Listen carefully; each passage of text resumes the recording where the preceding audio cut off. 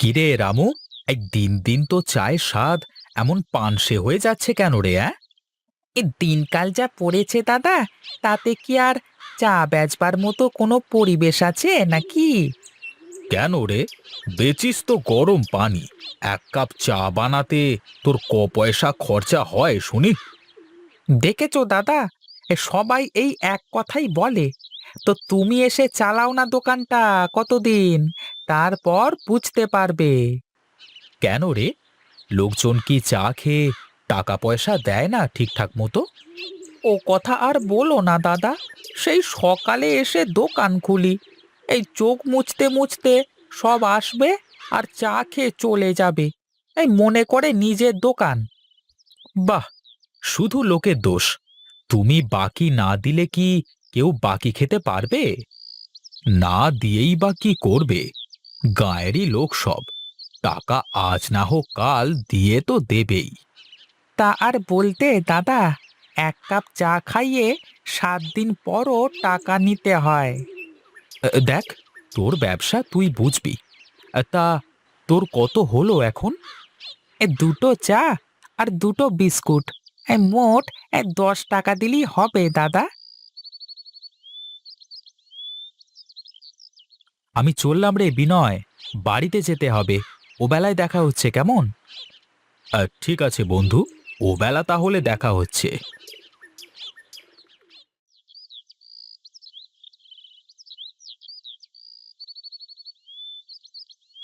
দিদি কি রান্না বান্না শেষ করে আসলে নাকি? আর বলিস নে রে, একলা হাতে কি এত কাজ করা যায় নাকি? সকালে ঘুম থেকে উঠে মেশিনের মতো কাজ করেই যাচ্ছি, কাজই শেষ হচ্ছে না। ঠিকই বলেছ গো দিদি, মনে হয় সারাদিন মেশিনের মতোই কাজ করি। মেয়ে মানুষের বাড়ির কাজ কি কখনো শেষ হয়? 5 দণ্ড যে বসে থাকবো সেই ফুরসত নেই রে বোন। একটু বসলেই মনে হয় এই কাজটা তো করা হয়নি, এই কাজটা এক্ষুনি করে ফেলি। সত্যি কথা দিদি, আসলে আমাদের মেয়েদের কাজ তো আর ঘরের পুরুষ মানুষ করে দেয় না। মাঝে মধ্যে অসহ্য ধরে যায়। তো দাদাকে বলি, পারো তো আরেকটা বিয়ে করে আনো, অন্তত আমার সাথে ঘরের কাজে তো হাত বাঁধবে। দাদা কি বলে শুনি? কি আর বলবে, বলে একজনকেই সামলাতে পারি না, আবার আরেকজনকে আনবো? কখনোই না। আমার ওনাকে এমন অফার দিলে তো মনে হয় একটা না, ঘরে 4-4টে বউ নিয়ে চলে আসবে।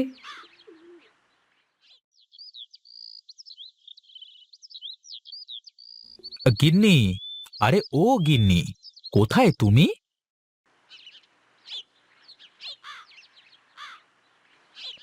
এই যে আমি, এতক্ষণে তোমার আসার সময় হলো বুঝি? কই আর এত বেলা হলো?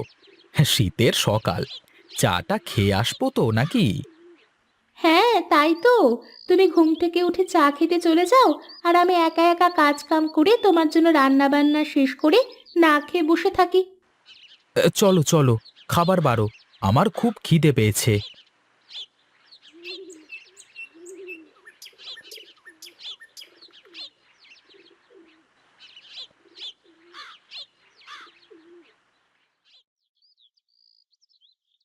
ওগো, তোমাকে তো একটা কথা বলাই হয়নি। উম, উম, কি কথা? বলে ফেলো। উম, আমার না বলতে কেমন লজ্জা করছে। উম, কি যে বলো গিন্নি, আমার কাছে বলতে তোমার আবার লজ্জা কিসের শুনি? বলে ফেলো। তুমি না বাবা হতে চলেছো। এ, হ্যাঁ, এই এত খুশির সংবাদ তুমি আমাকে এভাবে দিচ্ছ? তোমাকে যে আমি কি বলবো? এখন আগে খেয়ে নাও, তারপর যা বলার বলবে।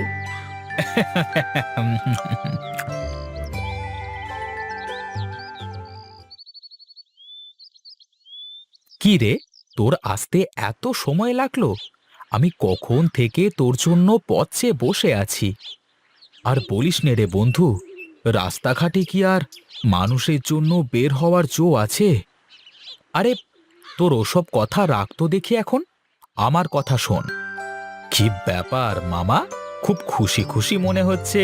হ্যাঁ, হ্যাঁ রে, খুশির সংবাদ। ঘরে নতুন অতিথি আসতে চলেছে, তুই কাকা হতে যাচ্ছিস। হে বলিস কি রে বন্ধু, এ তো মহা খুশির সংবাদ। তা কই কই মিষ্টি টিষ্টি কই? এই মুখ মিষ্টি করতে হবে তো। এই জন্যই তো তোকে এত জরুরি তলব রে। যা যা, তাড়াতাড়ি ফটিকদার মিষ্টির দোকানে গিয়ে বড় দেখে এক হাঁড়ি মিষ্টি কিনে নিয়ে আয়। যা যা, তাড়াতাড়ি নিয়ে আয়।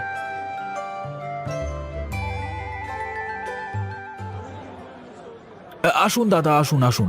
কি লাগবে বলুন? রসগোল্লা, চমচম, কালোজাম, গরম জিলিপি, কি লাগবে বলুন? আমার তো ওসব চাই নে গো, আমার তো বড় বড় রাজভোগ লাগবে। বেশ বেশ, আমার কাছে এ বাজারের সবচেয়ে ভালো রাজভোগ আছে। আগে খেয়ে তারপরে টাকা দেবেন, কেমন? ভালো না হলে টাকা নেব না। আরে না না, খাওয়া লাগবে না। ও আমি জানি তোমার দোকানের রাজভোগ খুব ভালো, তাই তো এত দোকান থাকতেও তোমার কাছে আসলাম। হ্যাঁ, বেশ করেছেন দাদা। তা কতটুকু দেব দাদা রাজভোগ? কতটুকু আবার কি, বড় দেখে এক হাঁড়ি ভরে রাজভোগ দাও, তাতে যা আঁটে। এই নেন দাদা।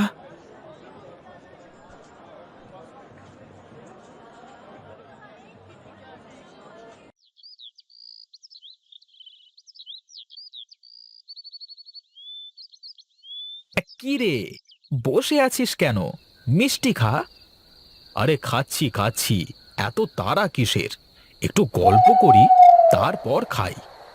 আমার আজ বড় খুশির দিন বন্ধু। হ্যাঁ হ্যাঁ, তা তো বুঝতেই পারছি। দেখেন বৌদি, আমার বন্ধু বাবা হওয়ার আনন্দে কেমন ছেলে মানুষ হয়ে গেছে। হ্যাঁ, সে সকাল থেকে শুরু করেছে, কি দিয়ে কি করবে কিছুই ঠিক পাচ্ছে না। দেখো তো, কে আসলো এত রাত করে?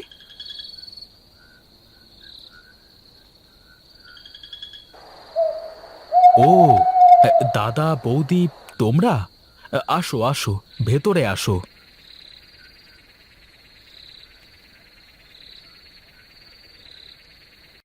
কাজ কাম সেরে আসতে একটু দেরি হয়ে গেল রে বোন।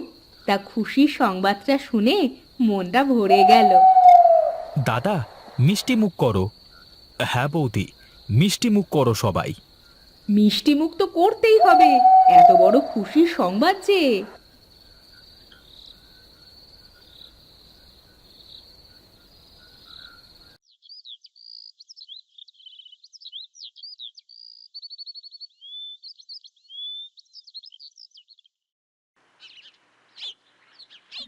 বাহ বাহ বাহ, কি ভালোবাসা দুজনের। বসো দিদি। না রে বোন, বসার সময় নেই, মেলা কাজ বাকি। আরে একটু বসো, একটু বসলে কিচ্ছু হবে না। এই নে গীতা, তোর জন্য চিংড়ি আর কচু শাক ঘন্ট করে এনেছি। তা বউয়ের যত্ন নিচ্ছ তো খুব মনে হচ্ছে। খুব ভালো। শোনো, গীতা যখন যা খেতে চায় তাই এনে খাওয়াবা, যা করতে চায় তাই করতে দিবা। এক কথায় ও যা চায় তাই শুনবা তুমি। তার বলতে বৌদি, এখন আমার একমাত্র কাজ ওনাদের দুজনের খেয়াল রাখা। প্রয়োজনে এখন থেকে দোকানে কম যাব। বিনয় তো আছে দোকান দেখার জন্য। তা বললে কি হয়? তোমার ব্যবসা কি বিনয়দা বুঝে করতে পারবে নাকি? ও নিয়ে তোমাকে চিন্তা করতে হবে না। তুমি তো জানো, বিনয় শুধু আমার বন্ধু না, ও আমার আপন ভাইয়ের থেকেও বড়। তোমার যা ভালো মনে হয়। আমার কথা তো তুমি এমনিতেও শুনবা না। আমি এখন চলি রে, তো দাদা আবার কাজে বের হবে, বাড়ির মধ্যে না পেলে আবার রাগ হয়ে যাবে তার।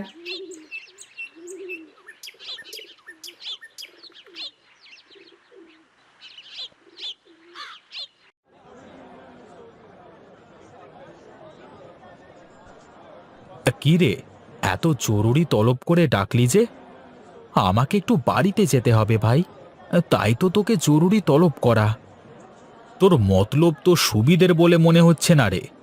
তুই কি আমাকে তোর দোকানের কর্মচারী বানাতে চাচ্ছিস নাকি? কর্মচারী না, মালিক বানাতে চাচ্ছি। এখন থেকে দোকান তোকেই দেখতে হবে। আমাকে 1 মাস একটু তোর ভাবির দিকে খেয়াল রাখতে হবে। এই তো দিলি আমার বাড়া ভাতে ছাই ফেলে। কত সুন্দর দিব্যি ঘুরে ঘাড়ে বেড়াচ্ছিলাম। দেখ বন্ধু, আমার বিপদের সময় যদি তুই পাশে না দাঁড়াস তাহলে কে দাঁড়াবে বল? অত অভিনয় করতে হবে না। ঠিক আছে, আমি বসছি, তুই যা।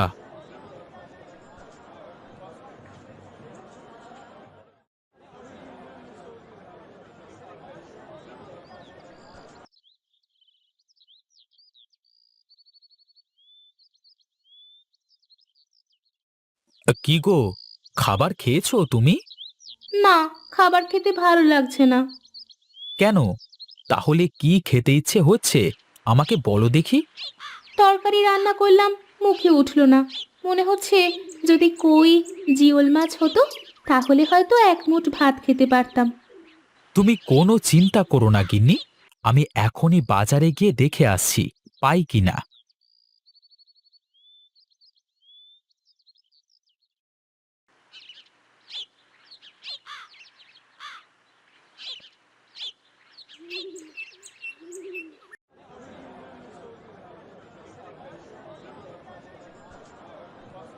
না, বাজারে তো কই জিওল মাছ নেই। এখন কি করি?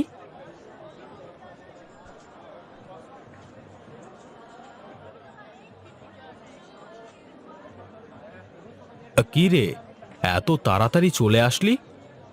তোর বৌদি কই জিওল মাছ খেতে চাইলো, সারা বাজার ঘুরেও পেলাম না। ও আচ্ছা, এই ব্যাপার। এই মাছ তো এক জায়গায় গেলে পাওয়া যাবে, কিন্তু এই শীতের মধ্যে ঠান্ডা পানিতে কে নেমে মাছ ধরবে তাই শুনি? কেন, তুই আর আমি দুজনেই নেমে মাছ ধরবো? না দাদা, আমার পক্ষে তা করা সম্ভব না। কারণ আমার এমনিতেই ঠান্ডা বেশি, তুমি জানো। আজকে পানিতে নেমে মাছ ধরলে 2 সপ্তাহ আমার কোনো খোঁজ পাবে না তুমি। আচ্ছা আচ্ছা, বেশ বেশ, আমিই ধরবো। তুই ওপরে দাঁড়িয়ে থাকিস, এখন আমাকে নিয়ে চল দেখি।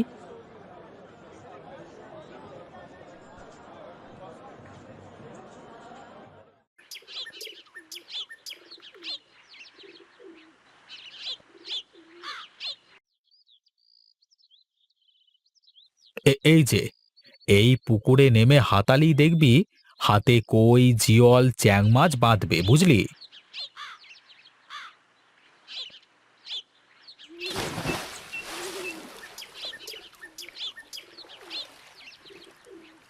কি রে, পাচ্ছিস কিছু? হাতে কি কিছু বাদে? বেশ কয়েকটা মাছ হয়েছে মহেশ। উঠে আয়, তা না হলে সিটকে হয়ে যাবি কিন্তু।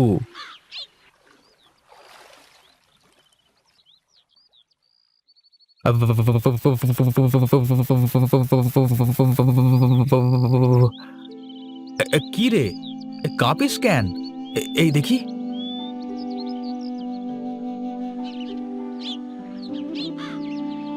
কি রে, তোর তো পুরো শরীর ঠান্ডা হয়ে গেছে।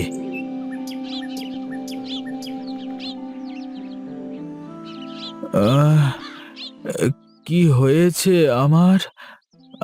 আমি আমি কোথায়? বৌদি, মহেশ চোখ খুলেছে, কথা বলেন। আমার আমার কি হয়েছে গিন্নি? কি হয়েছে এখন গিন্নির কাছে শুনছিস? গিন্নি কি সাথে ছিল নাকি? আরে মাছগুলো ধরে ওপরে উঠে এসে যে ফিট হয়ে পড়ে গেলি, তা তোর এত বড় বডিটা তুলে নিয়ে বাড়ি আসতে আসতে আমার কি হয়েছে একবার ভেবেছিস? তা তা তুই করবি নে তো কে করবে শুনি? বৌদি, আজ আপনার জন্য মাছ আনতে গিয়ে বেচারা ঠান্ডা পানিতে নেমে এই অবস্থা। আমি কি আগে জানতাম নাকি যে এমনটা হবে? তাহলে কি আর নামতাম? যাই হোক, আমি গেলাম। দোকানটা খোলা রাখা আছে তো। বেশ বেশ, যা তাহলে। আমি একেবারে সুস্থ হয়ে তারপরে দোকানে যাব।